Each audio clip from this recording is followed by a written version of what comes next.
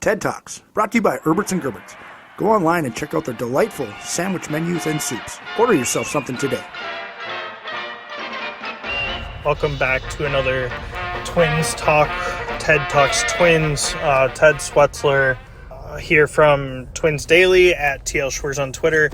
The Twins just finished coming up just a run short of a comeback against the Detroit Tigers. However, it was a comeback they should not have needed. They started the game with 4 runs right away off of Reese Olson, who has really kept them down all year long. And unfortunately, a short start by Kenta Maeda led to Griffin Jax against a pair of lefties, which was an odd decision. Caleb Thielbar not the play there for some reason. Rocco Baldelli did not want to go there. And Jax gives up home runs to, I believe, Riley Green and Spencer Torkelson. The lead goes at 7-4. Just an ugly way to lose another ugly game against the Tigers. The Twins finished 5-8 with a -8 run differential against a bad Tigers team this year. I guess the good news is that Minnesota does not have to play Detroit anymore. The bad news is that Cleveland still gets to play Detroit, and the Tigers are not juggernauts against anyone else.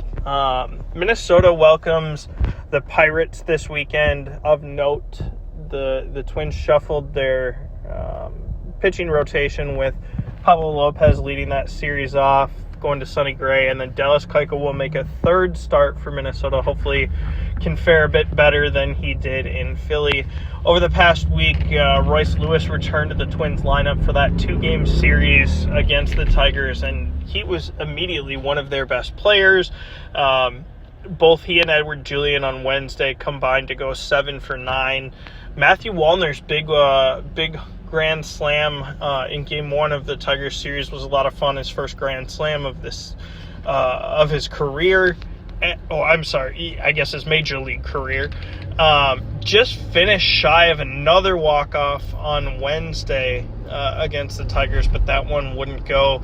It's frustrating thinking back how long the Twins kept Wallner down in AAA. It really makes no sense, but it's a good thing he's here now. The back of the Twins bullpen continues to be an absolute problem. Falvey and Levine did not address the bullpen in the offseason. They did nothing at the deadline.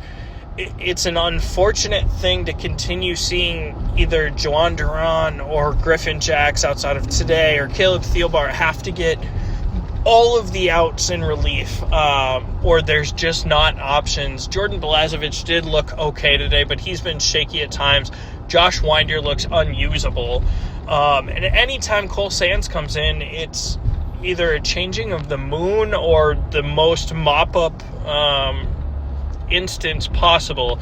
It's time to look at Cody Funderburk, maybe Michael Boyle at AAA.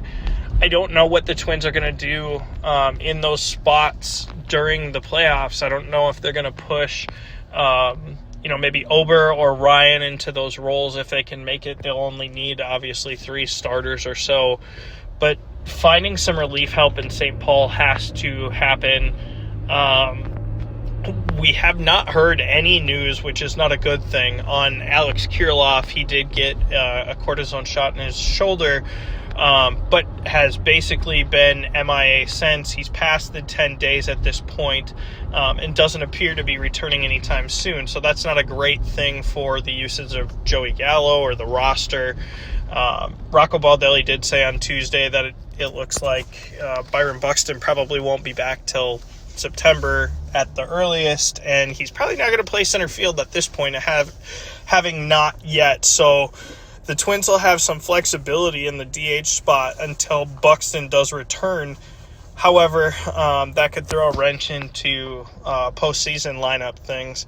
Hopefully Minnesota can hold serve with a bad Pirates team coming to town over the weekend, and then into next week pick up some additional ground as they travel to Milwaukee, because the series against the Texas Rangers, even though it's at Target Field a week and a few days from now, is going to be a difficult one with how good they're playing.